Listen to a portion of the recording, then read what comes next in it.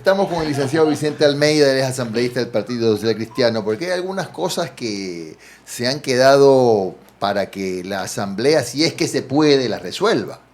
Una de ellas, si se la consultamos a nuestro invitado, es ese error en la reforma tributaria, en un numeral, ¿tiene solución o no? Bueno, antes que nada, buenos días a los telescuchas de Teleradio. Bueno, yo pienso que las soluciones legales siempre las va a haber. Las soluciones prácticas es las que las veo difícil que haya. Nosotros como Bloque Social Cristiano debemos de presentar en el transcurso de esta semana, más tardar la próxima, una demanda de inconstitucionalidad de esta barbarie que hicieron el día 30 de diciembre, en la cual atropellaron la ley, creyendo que el pueblo ecuatoriano es tonto y que estos abusos por parte de estas mayorías cuánticas que se forman en la Asamblea puedan atropellar el derecho de todos los ecuatorianos, ¿no?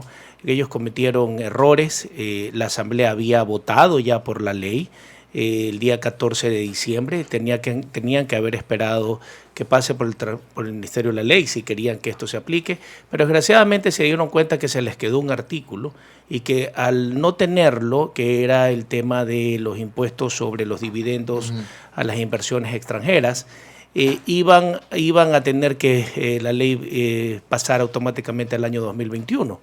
Entonces atropellaron la ley y esto no solamente nosotros lo venimos reclamando.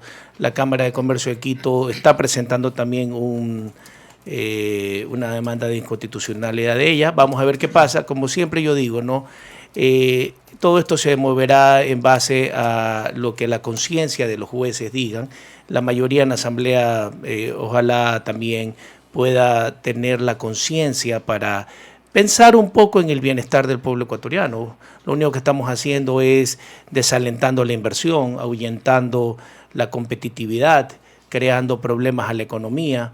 Los modelos económicos no se basan en atropellar la ley ni en crear más impuestos. Pero, asambleísta, en la normativa legislativa, ¿no había un artículo que según el presidente de la Asamblea amparaba lo que hizo este cuerpo colegiado cuando efectivamente adelantó y en la sesión del 30 pues ya dio pie a que la ley rija desde enero? No hay me parece que hasta citó el número, lamento no recordarlo, pero mencionó que había un artículo que expresamente decía relación con que sí era válido el procedimiento de la Asamblea. Lo da a entender a medias, como siempre yo digo, son leguleyadas de interpretación.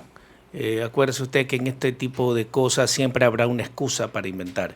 Pero la interpretación de la ley no es lo que la ley está expresamente normada. La Asamblea votó, se reconsideró la votación el día 14 de diciembre, eso era un tema muerto. Entonces, no hay forma de volver a votar. Entonces, incluso la convocatoria que hace el señor presidente de la Asamblea, una convocatoria pésimamente mal planteada, ¿no? En ella solamente hablaba de análisis y de resolución, en ningún momento hablaba de votación o reconsideración de la votación. Entonces, por ahí ya usted va viendo las leguleyadas a las cuales estamos sometidos. Asambleísta, perdón, solamente quisiera saber su opinión sobre si esta reforma, más allá de los errores que se hayan cometido, resuelve de alguna forma los problemas económicos del país, reactiva la economía. ¿Cuál es su opinión? Vea, no porque la ley nos diga una cosa y la práctica nos diga otra, tenemos que tratar de violarla o hacerla. Pero es mejor que esto no pase, oiga, porque justamente esta ley, como yo la denominé, perversa y maldita, que el gobierno quiso meternos en una primera ocasión, luego a través de una lucha de casi 2 meses legislativa hemos podido bajarla. Hemos podido quitar muchos artículos que causaban mucho daño a la economía.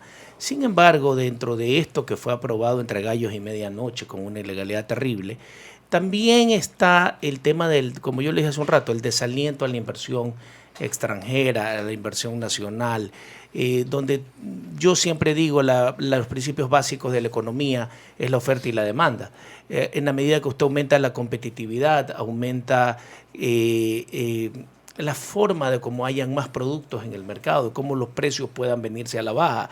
Aumenta la masa tributaria porque al tener más actores en el mercado económico, usted puede subir la recaudación de impuestos, que no solamente es a través de crear más impuestos, sino de recaudar más impuestos. Llevar a esos actores económicos a que aumenten una masa tributaria, a que el emprendedor, a que el empresario, a que todo el mundo se vea obligado a tributar para ejercer una actividad económica que lo lleve a un bienestar, que genere empleo. Asambleísta, pero ¿cómo? Uno siempre se pregunta, ¿cómo puede reactivarse la economía, impulsarse nuevos emprendimientos si los créditos en Ecuador son tan caros? Usted sabe que la media del costo del dinero es, qué sé yo, pues 13, 14, 15%, 20%. ¿Cómo se puede pensar en una economía ya más dinámica con esas tasas de interés que, según los entendidos, yo no soy economista, se debe, entre otras cosas, pues a la situación económica, que estamos en un país dolarizado, etcétera, etcétera? La dinamización de la economía, Jimmy, es sencilla. La dinamización de la economía es mover el sector productivo, es crear liquidez en el mercado, es apoyar la tecnificación de todas las empresas, es poder llevar a que el empresariado, es poder llevar a que se creen fuentes de empleo. Nosotros estamos aquí en el Ecuador acostumbrados a querer mover la economía a base de endeudamientos, a base de crear más impuestos. Yo pienso y coincido con usted, es muy difícil en un país como este que la empresa nacional o la empresa extranjera acceda a créditos nacionales con una tasa que bordean el 12% en muchos de los casos. Entonces, ¿a dónde tenemos que flexibilizar? ¿Cómo dinamizamos la economía? Atrayendo capitales frescos que quieran invertir en Ecuador, no satanizándolo, no creándoles obstáculos que puedan ser. La forma es, si tenemos un sistema que no fue hecho, no fue corregido desde el inicio por este gobierno y ya no va a ser corregido cuando faltan apenas 14, 16 meses para que termine. Entonces, vámonos por lo menos malo que es. Vamos a traer capitales extranjeros, bajemos el gasto fiscal, cerremos empresas ineficientes. ¿Y eso no se puede hacer algo desde la Asamblea para decirle al gobierno? Nada, ustedes no pueden hacer nada. Lo único que nosotros podemos hacer es ejecutar la ley y tratar de frenar abusos y arbitrariedades como la que quiso presentar este gobierno nacional, este equipo económico, durante los últimos meses, que desataron ira popular, una guerra entre ecuatorianos terrible. El que administra el país, desgraciadamente, en su totalidad es el señor presidente de la República, el Ejecutivo. Pero nosotros podemos aportar, y lo que aportamos es diciéndole al señor presidente qué es lo que tiene que hacer a nuestro criterio, sensibilizarse con las grandes mayorías. La economía en el Ecuador está pasando por un momento muy duro. Acabamos de vivir unas fiestas de Navidad tristes comercialmente. Ahí están los índices. El comercio bajó alrededor de un 12% en relación a otros años y nos aprestamos a vivir un año 2020 lleno de endeudamiento, con un proyecto de ley que acaba de pasar que simplemente es un parche a un déficit, recoge apenas 500, 600 millones con un déficit de alrededor de 5.000 millones de dólares, que no nos lleva a nada. ¿De dónde van a sacar el resto del dinero? ¿Qué van a hacer? Van a endeudar el país. Asambleísta, ¿usted qué opina con respecto al tema de los subsidios a los combustibles? ¿Qué debería o qué le propone al presidente? Porque estamos hablando de una focalización, después de todo lo que pasamos en octubre, por una medida que el propio gobierno acepta que fue mal comunicada, que fue mal tomada, porque no se dialogaron con los sectores que se iban a afectar. ¿Usted cómo cree que debe avanzar esa focalización del subsidio de los combustibles? A ver, primero la medida económica fue mal consensuada, mal socializada. Yo pienso que era una medida necesaria. El país tiene que sincerizar su economía, eso es indudable. Pero yo creo que sí debemos de focalizar, no podemos afectar el agro. El agro necesita seguir siendo motivado, necesita seguir siendo apoyado. No podemos afectar los transportes que mueven la economía del país, que mueven a las grandes masas, que mueven la carga pesada de este país. Pero sí también tenemos que tratar de sincerizar y quitar a muchos, por ejemplo, a los vehículos livianos, que en muchos de los casos están usando diésel. El contrabando del combustible, porque se va por la frontera. Hay que pararlo. Pero ese es rol del Estado. Eso es un rol del Estado 100%. Claro. Pero tenían que consensuarlo y no tirar un machetazo como el que quisieron echar, que obviamente, imagínense, de llenar un tanque de combustible de un tractor en $20 pasaban a llenarlo con casi $50. Esa economía no aumenta, no aguanta. Asambleísta, se viene el juicio político a Diana Tamain. ¿Ustedes ya han revisado los fundamentos de ese juicio político? ¿Tienen alguna decisión respecto de lo que hará su bloque cuando toque votar? Lo hemos dicho, nosotros vamos a esperar, simplemente ha sido calificado el juicio por parte del CAL, vamos a esperar el informe de la comisión respectiva que irá al Pleno, donde habrán las pruebas de cargo y luego esperaremos la comparecencia de la señora Tamain para las pruebas de descargo y luego evaluaremos los grados de culpabilidad. De haberlo, pues habrá que condenarla y si no, habrá que exonerarla. Ya, ahora, en todo caso, todavía el movimiento, el partido del que usted pertenece, sí está de acuerdo con la forma como se está manejando el CNE, es decir, que los propios partidos sean los que se hagan cargo del control electoral, de contar los votos, etcétera. Ese era el procedimiento más adecuado. A ver, Jimmy, y se lo voy a decir por una experiencia propia. Yo he sido director del control electoral del Partido Social Cristiano los últimos 15 años. Y le puedo decir con toda franqueza, nunca ha sido distinto.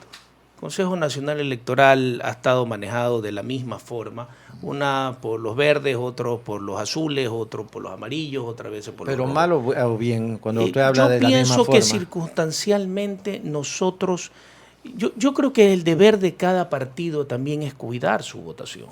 No podemos solamente decir, el Consejo Nacional Electoral va a hacer esto, y no voy a defenderlo tampoco, porque no es que todo es perfecto, pero tiene sus fallas, pero también tiene sus cosas. Nosotros, como control electoral, hemos visto muchas fallas que tienen el Consejo Nacional Electoral, especialmente en su sistema de cómputo. Ahora último vimos el apagón famoso de los 2 minutos, pero también hemos visto coincidencias con las actas cuando nosotros las hemos tenido que confrontar en muchos de los casos. De tal manera que yo creo que hay que viabilizar, siempre se puede mejorar el Consejo Nacional Electoral. Yo creo que el control por parte de los partidos, como dice Jimmy, se tiene que dar, es una responsabilidad, por tranquilidad propia, ¿no? No es lo ideal sería poder tener una confianza plena y absoluta en el tema, pero en la parte política tenemos que sincerarnos. La lectura que puedo hacer de lo que usted dice es que sí han habido periódicamente irregularidades en el Yo no CNE, sé si irregularidades, yo le daría otro nombre, yo le daría hay intereses que rondan el Consejo Nacional Electoral de acuerdo a las componendas legislativas. De acuerdo a las componendas que hayan de los partidos, son así. Unas veces, vuelvo a decirle, depende de quienes están al frente. Sin embargo, vuelvo a decirle, yo pienso que dentro de todo no han habido abusos extraordinarios que nos puedan decir que la democracia en el Ecuador ha estado mayormente tocada.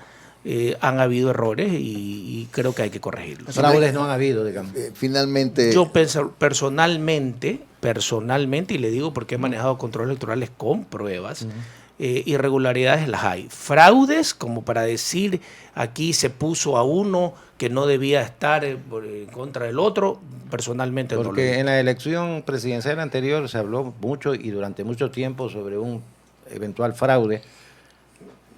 Bueno, si vamos a vivir de supuestos. Lo que digo es que el señor Lazo no tuvo las pruebas para decir aquí hubo un fraude, ¿no? Entonces tenemos que creer en la palabra y satanizar a otro, mi amigo. Eso es hilar muy fino. Asambleísta, finalmente, más allá del tema constitucional, ustedes se han manifestado que como partido presentarán una demanda. Pero ya desde el punto de vista, desde el aspecto ya formal, ¿cuál es el procedimiento que debe emplear la Asamblea para corregir o para enmendar ese error, por ejemplo, en la reforma tributaria? ¿Una reunión del Pleno, una votación nuevamente? ¿Una ley interpretativa? Debería de hacerlo el Pleno, pero Jimmy, esto es una cuestión de las componentes legislativas, de las mayorías. Si la mayoría no lo va a permitir, no le va a dar paso. Entonces tenemos que recurrir a los organismos que amparan las inconstitucionalidades, que es la Corte Constitucional. Hacia allá vamos y esperamos que los magistrados de la Corte Constitucional actúen en base a la ley, ¿no? Gracias al asambleísta Vicente Almeida del Partido Social Cristiano que ha estado hoy con nosotros cuando son las 8:18.